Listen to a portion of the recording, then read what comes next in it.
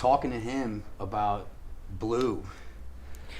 Shit! It really blew my mind. Can you get into that? Because he mentions it on quite a few songs. I mentioned it the first time I mentioned it was in Spent, and like it's kind of when I'm talking about my dad, like where I'm like, suicidal father spread his wings and he flew. So like suicidal father spread his wings and he flew out of the stratosphere and dissipated in blue. And when I say that, like I'm talking about like dissipating in the blue sky, but also like. My mom has multiple personality disorder and like or like DID, dissociative identity disorder, and she's also schizophrenic. But like whenever her first like major personality that like popped out was this personality called Blue after my dad died. So after my dad died, he dissipated like in blue, like in like also the blue sky, but like blue. My mom's like personality. Yeah, it's like kind of fucked. You and your siblings were avoided foster, like. Yeah, so you actually didn't.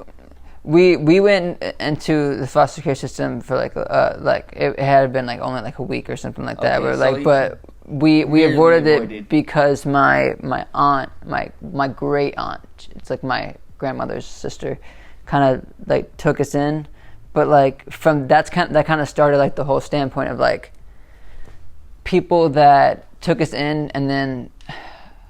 Like I didn't feel like I felt like a burden like immediately like because I knew it wasn't my parents, and then whenever these adults would get frustrated enough, they would like literally say it to us like you're not my fucking kids anyway, like that kind of thing, like that kind of shit. And like being a kid and knowing that like fuck anything I do like can make them feel like I'm not wanted here, like I don't know, it was like a really weird.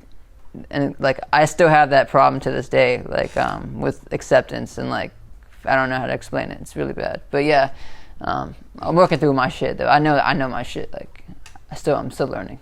Your social suicide song that you just put out.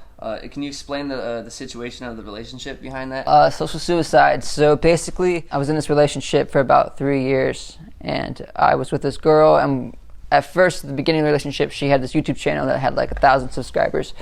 And so I went on there, and she wanted me to like be a part of her channel, so she put makeup on me, and I ended up, the whole channel blew up like overnight one day, and like she went from 1,000 subscribers to like over 40,000 subscribers, and then we got millions of views and shit, and did a bunch of stuff together, like couple shit, but then like behind the scenes, like our relationship was falling apart, and like she was someone who didn't care about herself anymore, and like she didn't seem happy, and but she wasn't like aware enough to like say that she wasn't happy type thing. And so like she just made the whole relationship just drag on, and I don't know, she wasn't grown enough, like she wasn't ready for a relationship, it seemed.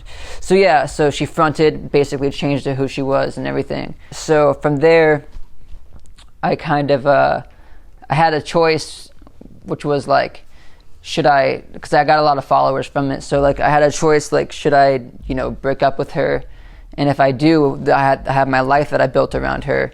Like I literally sold my car for her car, like that kind of, to get her car. I had a Prius and she had a BMW. Her BMW had a problem in there and with her BMW, and it costed like $4,000 or something like that. So I sold my fucking Prius in order to just fix her car, and that was like while the relationship was rocky too. So like I don't know, like I was just compelled to do things like that. And then she accused me of cheating on her, and like I was working jobs, and she was like sitting at home. You traded in a Prius for a BMW. I don't take no disrespect from no bitch sitting on my couch talking about some shit I ain't even do. How the fuck would I even get around to be cheating on you? Traded in my Prius for a BMW coupe, and I've been thinking, how do I cheat on you if you only your car is available right now? You know what I mean? Like either you're dropping me off places or I'm fucking dropping you off places. Like there's no way, Yeah, like I have no time to cheat on you, bitch.